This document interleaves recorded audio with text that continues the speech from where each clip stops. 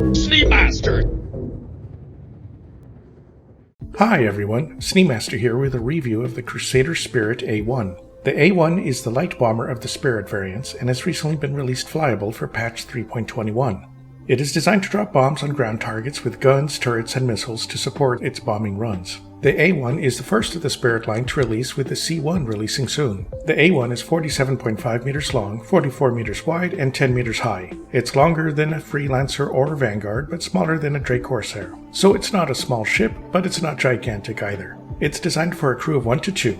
The cockpit has seats for the pilot and co-pilot with decent visibility to the top and sides, but the view below is obstructed by the dashboard. Behind the bridge, you immediately step into the living quarters. In the living quarters, you have 2 beds, 1 on each wall.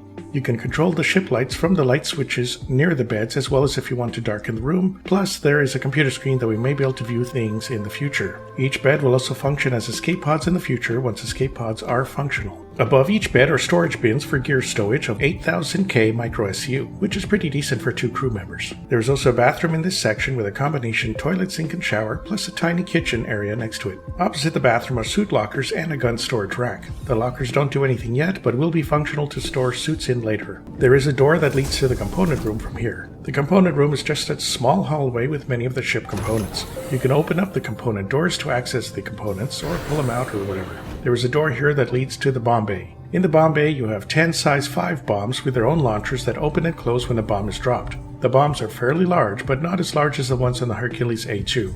There is a computer here that is currently non-functional, but should help with managing the bombs and engineering features, as well as the lighting controls too. There is a door here to the aft section of the ship. The weird thing about this door is that when it's open, you have to bend down to the ground to find the door switch to close it again.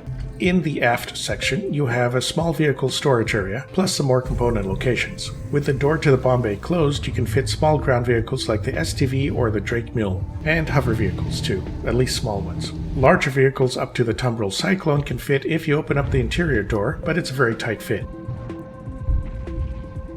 You can even fit small snub ships like the Mirai Fury, again with the interior door open and with a tight fit. The ramp door lowers down with warning lights to make sure people don't get hit by the door. The Spirit A1 has 1 size 2 shield generator, military class C. This is a decent shield but can be brought down by fighters, especially considering the size of the ship. It has a size 2 power plant and size 2 radar, so it has enough power to run the ship well and detect enemies in a distance. The A1 has VTOL engines to help in takeoff and hovering in locations with gravity.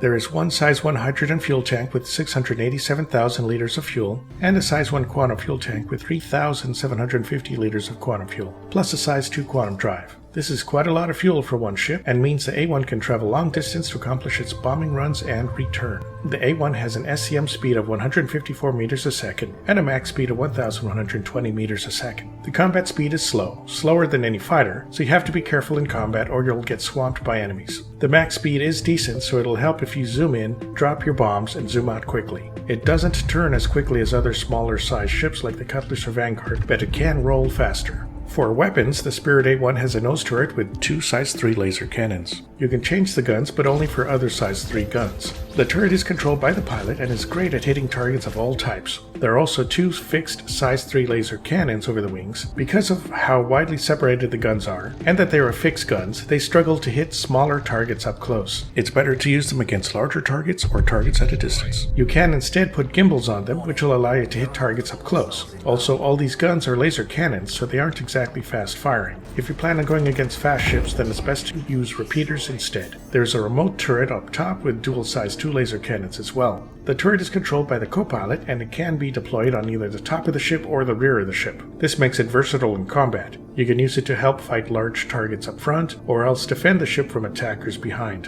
When deployed on top, it has a 360-degree angle around the top of the ship, as well as great upward elevation. When deployed behind the ship, you have the rear wings that can get in the way left and right a bit, but it's still useful for keeping fighters from chasing you. You can also use the turret when deployed to the rear to hit ground targets, since it has great downward views. This adds an extra feature to the ship, and it's very similar to the Scorpius. The A1 also has missiles to help against fighters. The 2 size 4 missile hardpoints are located below the ship in front of the bomb bay. They come by default with 2 size 3 missiles each, for a total of 4 size 3 missiles. Not bad for clearing the air in front of you, for your bombing run, or to help in removing turrets on the ground. You can change each of the missile launchers to carry 8 size 1 missiles, 4 size 2 missiles, 2 size 3, or a single size 4 missile each. Size 4 missiles are nearly torpedo size and would do a lot of damage against ships, especially larger ones that can't dodge, while having many size 1 or 2 missiles is great against tons of light fighters. More importantly, the A1 has 10 size 5 bombs. They are not as powerful as the A2 bombs, but can still destroy ships and ground targets very well.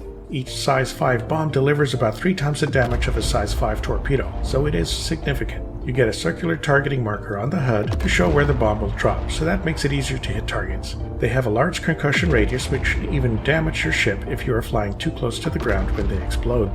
It's best to be moving high enough and fast enough so you don't damage yourself when dropping bombs. The bombs drop from individual bomb doors on the bottom of the ship, and you can drop up to 4 at a time, although they drop sequentially. You can only drop them over locations with enough gravity, so that means only on planets and moons. Trying to drop them otherwise will show a warning on the HUD and the bombs will not drop. The bombs are also extremely expensive to reload at stations and outposts, so keep that in mind. Don't just drop them anywhere unless you can afford to buy them again. The Spirit A1 runs for $200 in time-limited sales or $175 in Warbond. It is not currently buyable or rentable in-game yet, but that could happen in patch 3.22 or 23, possibly. The A1 has a dark gray paint scheme, but it can also use other Spirit paints if you own the other ships. There are also other paints you can buy from the website, such as the light gray Resolute paint, the black and white Valor paint, and the red and blue Ruby paint. There is also a limited edition white and blue Ardent paint just for IAE 2953. The Crusader Spirit A1 is a multi-purpose bomber. Obviously, its main goal is hitting ground targets, and it does that very well, but it can also be used for other purposes. Military orgs can use the A1 for combat missions to clear ground locations. Bounty hunters can use it to remove pesky turrets for underground facilities when chasing bounty targets. Civilians might use the A1 for clearing bandit locations so that they can place their future habitation units there once base building comes in. Pirates can use the bombs to disable unwary targets on the ground so they can then swoop in and steal their cargo while they are landed, assuming there's enough cargo left after the explosions. The A1 can carry ground vehicles to assist in bounty hunting or exploration. The Size 2 radar is useful for detecting targets and minerals at a decent distance. The bombs, rear turret, and missiles can help in clearing ground locations for dropships to land safely. The VTOL engines can help in that regard, so the A1 can hover in place and pepper ground locations with gunfire as needed. The long-range fuel tanks means the A1 can be great for long-range scouting or delivering bombs or vehicles at long distances before refueling.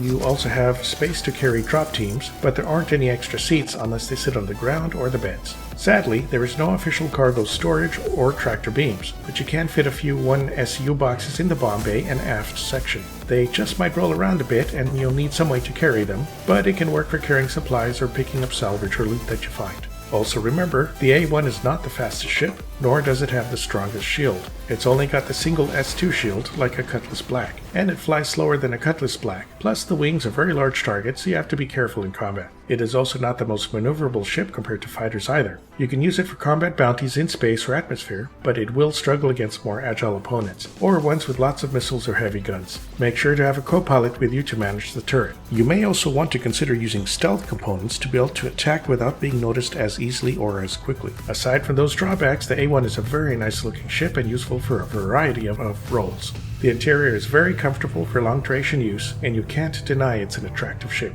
The price isn't horrible for a multi-crew bomber and ground attack ship. It's cheaper than many other equivalent military ships of its same size, some even smaller. So I'm sure the A1 will be very useful for those that want a ship that can deliver a lot of damage and still be useful for other purposes. Alright, so that's it for the review for the Crusader Spirit A1. Please like and subscribe if you enjoyed the video. You can use my referral code if you decide to jump into Star Citizen, and you'll get 5,000 extra in-game credits. Here's a big thank you to my current patrons. Please check out my Patreon membership to help me make more videos. All patrons and members will have their names listed at the end of my videos and get access to my Discord channel. Patrons and members also have first pick on the next item I will cover, so feel free to sign up and let me know what you'd like me to make a video on next. Okay, catch you all next time.